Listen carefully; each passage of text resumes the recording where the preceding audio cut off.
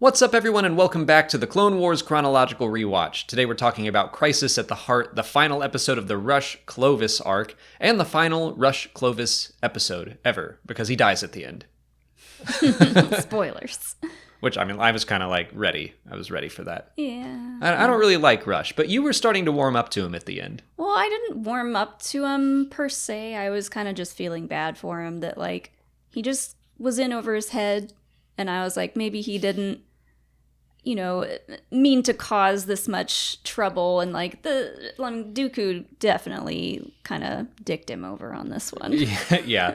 I agree. I don't think he meant to cause that much trouble, but he was still being greedy. He still did cause all that trouble. He was manipulated because he was greedy. Dooku does have that line, like, everyone has a price, and he found Clovis's. And that plays right into the theme of the episode, that deceit is the weapon of greed. And there's a lot of deceit in not just this episode, but the whole arc. So it's a good theme to kind of wrap everything up. Yeah. The Munes kind of start everything by being deceitful and saying they have more money than they do.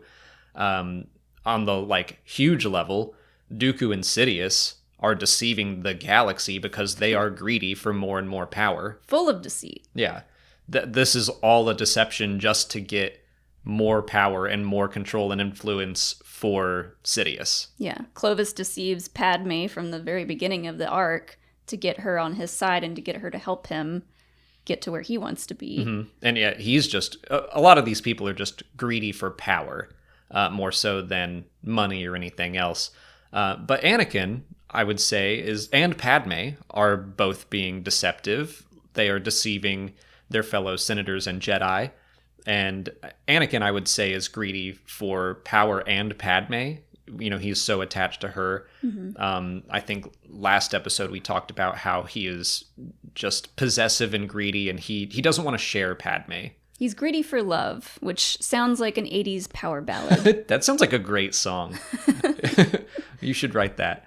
But yeah, it really did a lot for Anakin and Padme's relationship. Like I've said a few times, I don't really remember season 6 super well. And this arc, I was like, I don't remember how this ends at all. I was pretty sure Clovis died at the end, but I did enjoy this arc more than I thought I was going to. I did too. And yeah, like, Padme and Anakin get to the point where she's basically like, we need to take a break and reassess our whole relationship, because she says it's like built on lies, and that kind of like crushes Anakin. But then after, you know, everything happens, she comes crawling back. I mean, he saved her life. Sure. Again. Yeah. He is stuck with the choice of, like, Padme literally on one hand and Rush on the other.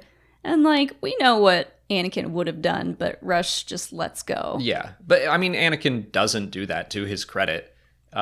He is still a good person. You know, like, I hold that Anakin Skywalker is all around a good person until Revenge of the Sith.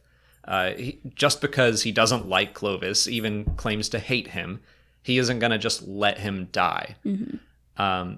And I liked that, like Molly pointed out, it's like, you know, he could use the Force to float both of them. He's the chosen one. But with Padme's life in danger, you know, he's just not in a balanced state of mind. I don't think he could have used the Force in that moment. Yeah, I guess you have to be really balanced or really angry, but not really worried to use the Force in a pinch. I don't know. I just think that Padme's life being in danger means he's not going to be able to focus and concentrate, whether it is anger or balance. Yeah. Either side of it, he's just freaking out. I will say, any hope that I had for Clovis being a good person went down the drain when he put a blaster to Padme's head. Like, yeah. Come on, man. And that was a pretty desperate, crappy move. He had that moment. He could have just surrendered and left, but no, he grabbed Padme and held her hostage. He was like, well, I'm completely in it now. I might as well keep going. I will say, like, his final act, I'm like, that's a little bit of redemption, Clovis. Like, you did sacrifice your life for Padme's because you saw Anakin wasn't willing to do that. But talking about him using the Force or not, I'm like, that is a pretty convenient excuse to be like, oh, I was just really unbalanced. I couldn't catch Clovis. Oh no. Oh no. What a tragedy. I also love in this episode that even Yoda throws shade at Clovis. Yeah. A little bit. Throws shade at Clovis. And Mace. And drops some hints about, they're like, okay, Anakin, go get Padme, but be careful. Like, we know. Emotions run high. Uh-huh. We know what's going on, so try to keep it chill. Yeah. It is. Yeah, I do like what they said about deception and greed and Anakin. Mm-hmm. It wasn't the focus so much of this arc as like all of the political banks and the Rush Clovis being elected leader of the banks and all of that, which is still very heady for an animated show. Yes. Like I feel like we watched them weeks apart, but I was having trouble following some of the bank stuff, and I'm like, what's the problem? Mm-hmm. And where do the Munes have all this money anyway? It's just yeah. But it was a good arc. Like, thematically, I liked it. I like all of the foreshadowing, specifically with just the Anakin-Padme dynamic for Revenge of the Sith. Mm-hmm. And we're getting more and more of that as we come to the end of the Clone Wars. It kind of reminds me their dynamic with taking a little break, and we don't know how long that lasts, but they take a break, they're back together by the end, without really addressing why they went on a break in the first place. It feels like Brotherhood to me. And it feels like that moment, the book Brotherhood, where Obi-Wan knows something is going on with Anakin and Padme. And I think like the full extent of it, but he just puts his trust in Anakin instead of having the awkward conversation. Mm-hmm. And they just kind of brush that aside. And it's like people are willing to excuse some of Anakin's behavior because I like I said, I do think he is a good person for the most part. And then, you know, occasionally his darkness comes out and he beats up Rush or whatever. And that is a red flag that they should have talked about and gone to couples therapy for.